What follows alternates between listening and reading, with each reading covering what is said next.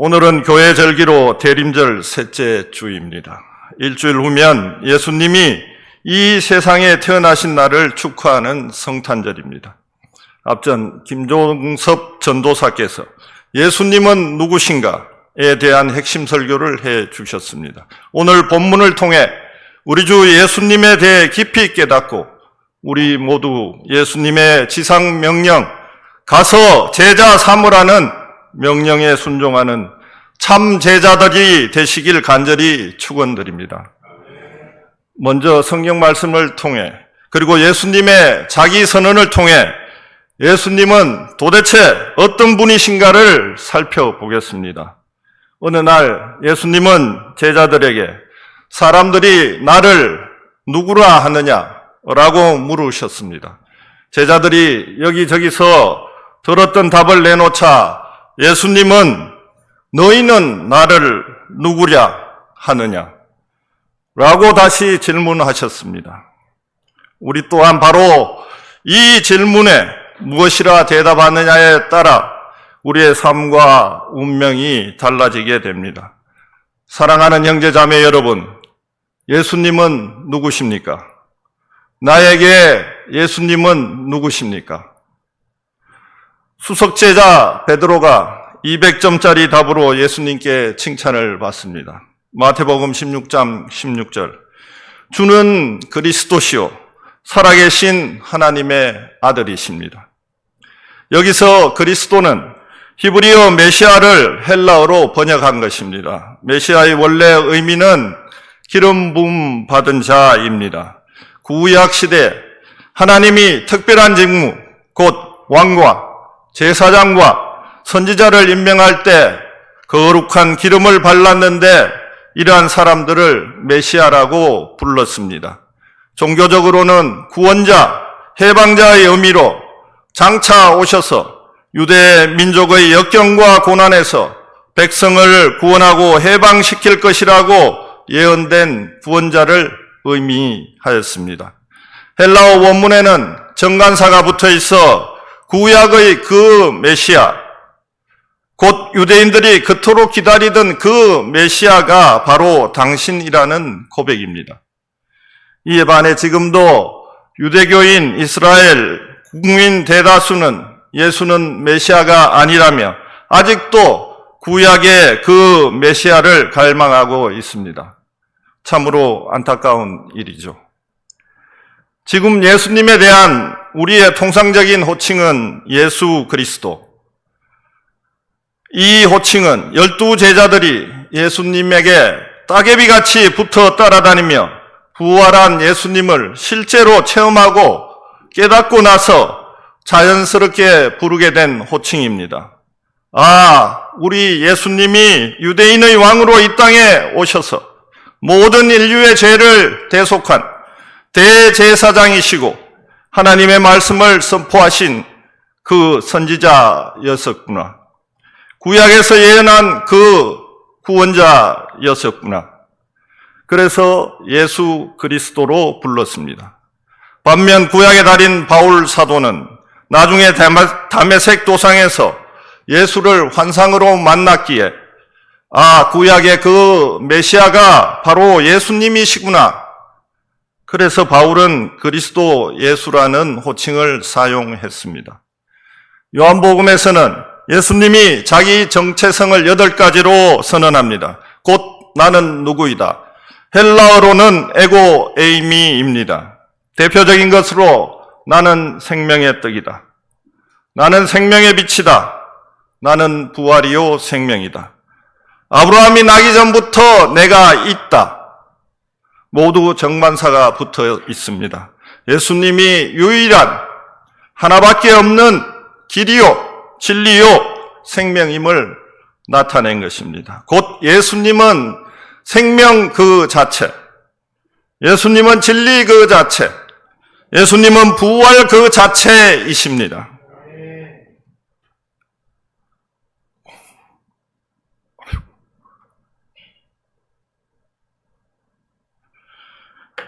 한편 출애굽기 3장 14절에서 모세가 하나님의 이름을 묻자 하나님은 자신을 나는 나다 라고 계시하셨습니다. 하나님의 이름은 너무 중요하기에 원문을 자세히 보겠습니다. 히브리어 원문은 에흐이의 아쉐르 에흐에, 영어로는 I am that I am, 헬라어는 에고 에이미 호 에이미입니다. 이것을 나는 나다 또는 스스로 있는 자다라고 번역했습니다. 이 호칭을 예수님이 사용했습니다. 예수님의 에고 에이미 선언은 단순히 나는 누구다라는 자기소개가 아니라 나는 구약에서 너희에게 자신을 계시했던 영원하고 절대적인 그 하나님이다 라는 강력하고 명확한 신성을 선언한 것입니다. 사도 바울은 다메섹 도상에서 예수님이 에고에이미를 사용하여 나는 너가 박해하는 예수라고 하자 즉각 예수님이 하나님임을 깨닫고 박해자에서 전무후무한 세계 최고의 복음 전도자가 됩니다. 하나님의 이름 나는 나다, 나는 스스로 있는 자다의 번역을 좀 더 와닿게 표현하면 영원한 현재 살아있는 여호와 나는 영원한 현재 살아있는 나다. 영원한 현재 살아있는 여호와 나는 영원한 현재 살아있는 나다.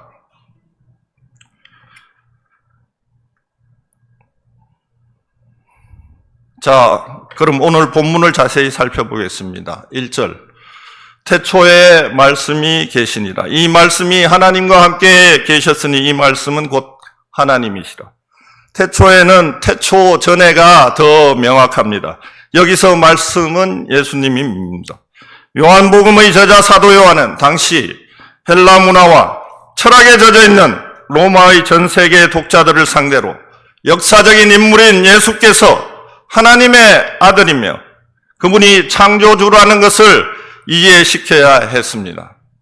그래서 독자들이 쉽게 이해할 수 있도록 익숙한 헬라어 로고스를 차용했지만 구약에서 하나님이 말씀으로 만물을 창조하고 구분하시는 말씀의 인격성을 반영한 것으로 이 말씀은 하나님과 똑같은 능력이 있으며 하나님과 동일한 존재를 나타내는 것입니다. 계시니라 원문 존재동사 에이미의 미완료형을 사용하여 계셔 왔었다가 정확한 뜻입니다.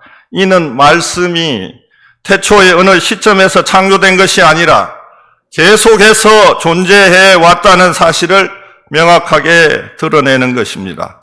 이 말씀이 하나님과 함께 계셨으니 함께라고 번역한 전치사는 하나님을 향하여라는 것이 정확한 의미입니다.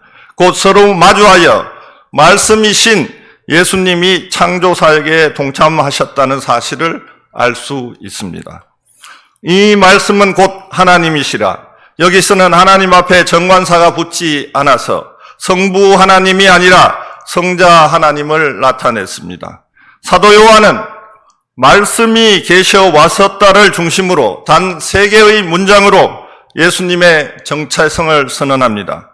말씀이신 예수님의 선제성과 영원성, 그리고 인격성, 그리고 하나님과의 동등한 신성입니다. 1절의 정확한 번역은 태초 전부터 말씀이 계셔 왔었다. 그리고 그 말씀이 그 하나님을 향하여 계셔 왔었다. 그리고 그 말씀은 성자 하나님이셨다. 3절, 만물이 그로 말미암아 지은 바 되었으니 지은 것이 하나도 그가 없이는 된 것이 없느니라.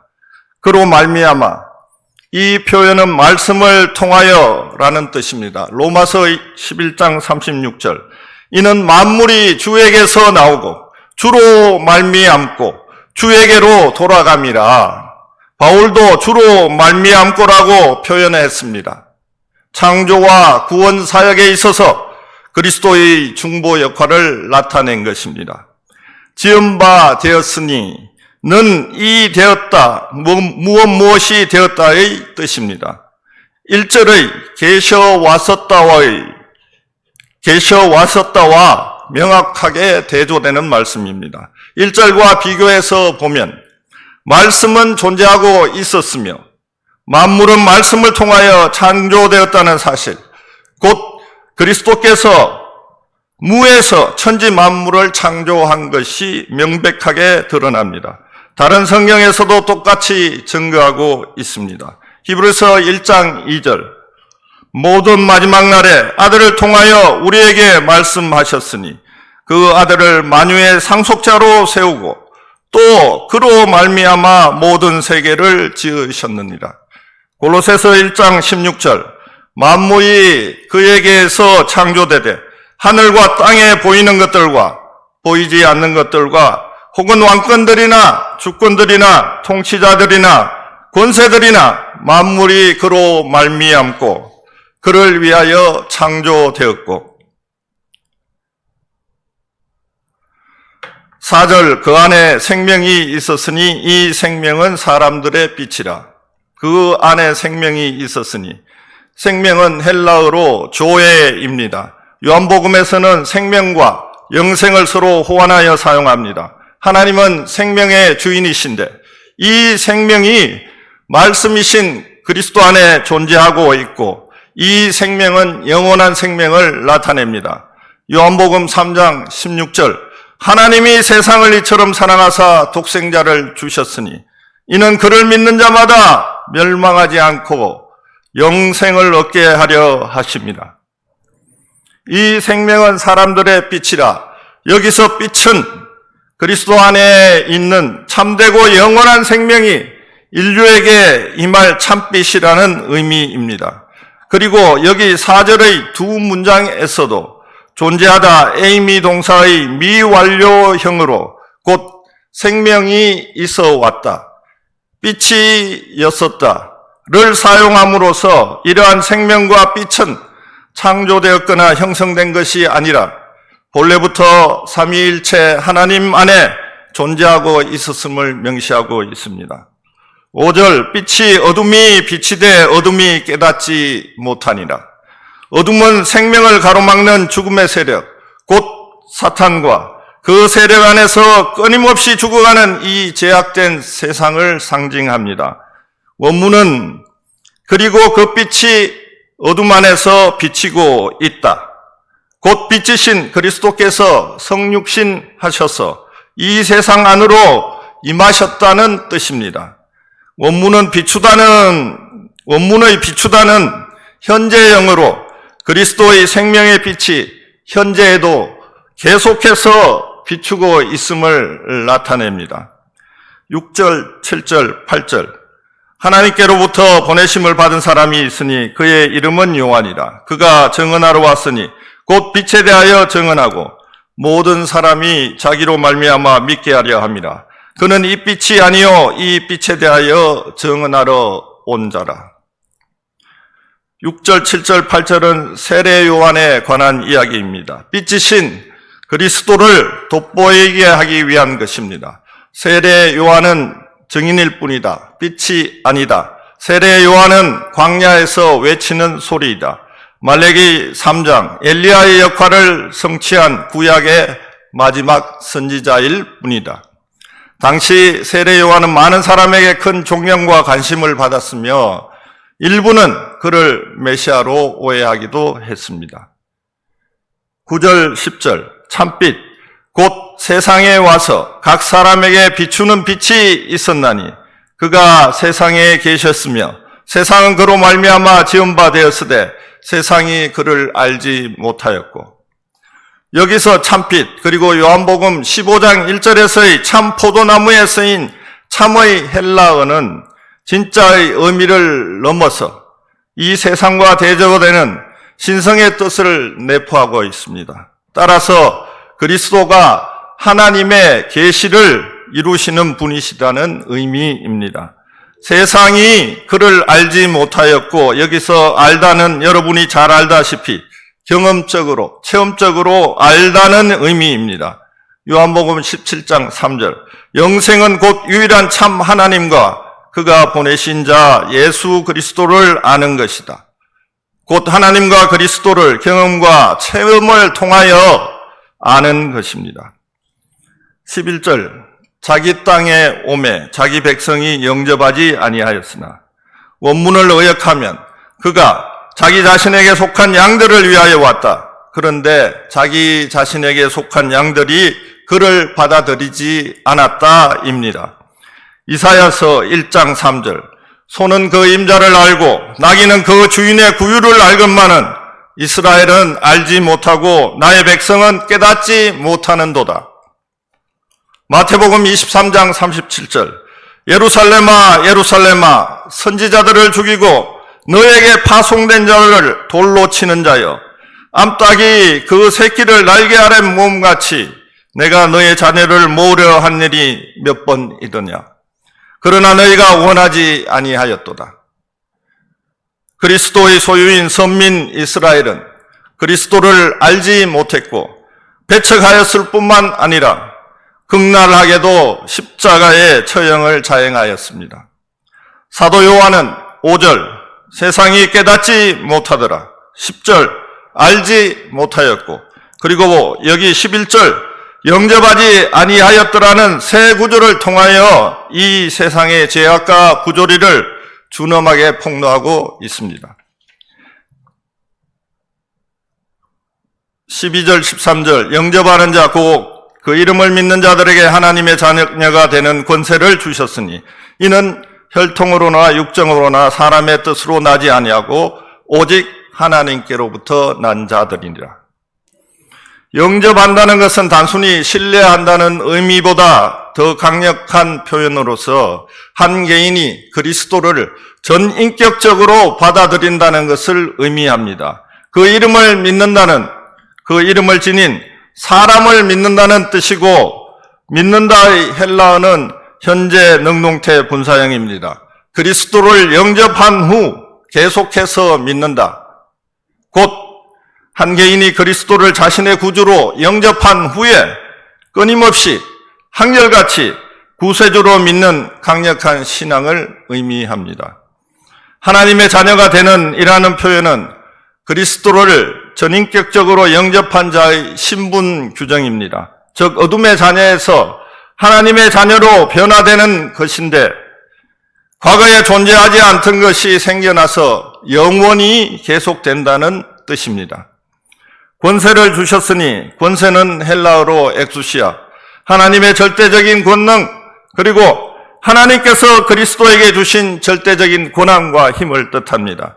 따라서 성도는 죄와 어둠의 세상으로부터 자유롭게 됨을 의미하며 이 권능은 하나님 나라의 확장 사역에 사용되는 것입니다. 13절을 원문에 가깝게 해석하면 그들은 혈통으로부터도 육신의 의지로부터도 남편의 의지로부터도 가 아니라 다만 하나님께로 나아졌다. 하나님께로부터 나아졌다.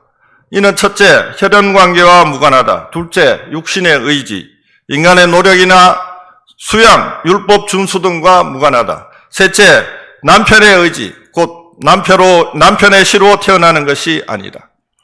오직 그리스도를 구주로 영접하여 물과 성령으로 거듭나 하나님으로부터 나아지는 것입니다.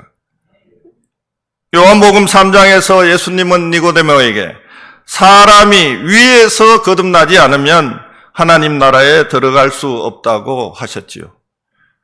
14절 말씀이 육신이 되어 우리 가운데 거하심에 우리가 그의 영광을 보니 아버지 독생자의 영광이요 은혜와 진리가 충만하더라. 말씀이 육신이 되셨다. 이는 9절 참빛 곧 세상에 와서 각 사람에게 비추는 빛이 있었나니의 성육식 사건을 한 문장으로 요약한 것입니다. 오늘 말씀의 주제입니다. 하나님의 아들이 육신이 되셨다. 육신은 헬라어로 사르크스, 인간의 살점을 뜻하는 것으로 육체적 존재, 곧 인간이 되셨다는 의미입니다.